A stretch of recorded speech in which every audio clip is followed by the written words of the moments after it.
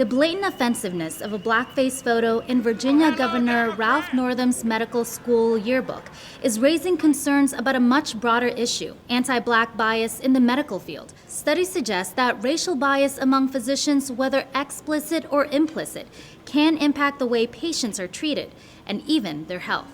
If you're a woman of color in this country, especially if you're black, your odds of dying in childbirth are 3 to 4 times higher on average in our country. Why? Because you're not talking about access to healthcare. You're not talking about money or education. No, and this is going to be hard to hear. We believe black women less when they express concerns about the symptoms they're having, particularly around pain. People of color, particularly black women, have been saying as much for years. Even world-famous tennis champion Serena Williams wasn't immune to being dismissed. She said she almost died from childbirth complications after a nurse didn't believe her when she insisted she needed a CAT scan. We had a lot of complications, but look who we got. We got a baby girl. Now, we don't know why Williams' nurse didn't take her request seriously, but research suggests medical professionals tend to falsely believe that black people can withstand more pain than white people. Black people have long been portrayed as superhuman in media, sports, and pop culture. And while the perception of the invincible black body may seem kick-ass, in a medical setting, it's kicking ours. For example, a 2016 study found black patients were less likely to be prescribed painkillers than white patients with similar injuries. The same study found that a substantial number of white med students and residents held false beliefs about biological differences between black and white people, including ideas like black people's skin is thicker than white people's skin. Researchers said misconceptions like that could impact the way doctors assess black patients' complaints and the way they decide on treatment. Researchers at the University of Wisconsin-Madison gave doctors computerized tests designed to expose implicit bias. Their study found that even though no physician explicitly reported favoring white patients, physicians of all races, except for black physicians, held pro-white biases.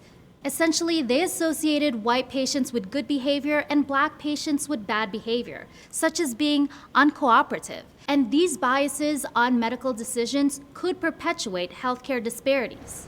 We're here in the University of Chicago Medicine to meet with Dr. Monica Peek.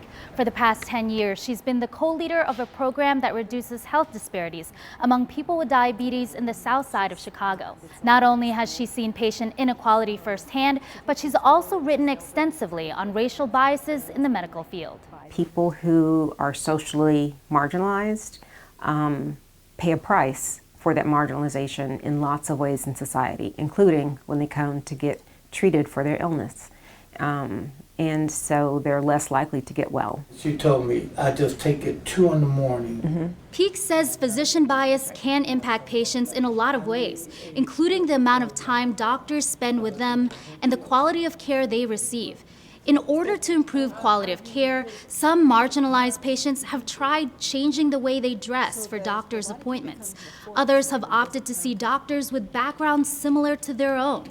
But Peek believes the onus of ensuring people receive quality care shouldn't be on patients. It's work for the patients, but the responsibility lies with physicians, the healthcare teams, and our healthcare systems and society at large to right these wrongs. And I would actually argue that our work environment increases the chance that we would rely on our biases and stereotypes. People come in, we may not know them if they're in the emergency room or in the OR. A lot of times we don't know their whole family story. They may not speak our language. And we have to make a very important decision. The researchers behind the University of Wisconsin study we mentioned earlier said one possible solution to this is simply increasing the number of black doctors. And while implicit racial bias impacts black people the most, other marginalized groups experience them as well. And Peek suggests that physicians practice self-assessments when stereotypes and preconceived notions start creeping in. There are tools like Harvard's implicit association test that can help people uncover their own biases. There's hope. You know, these are some dark times in our country, but there is a lot of hope to be found. There are a lot of us who are fighting this fight.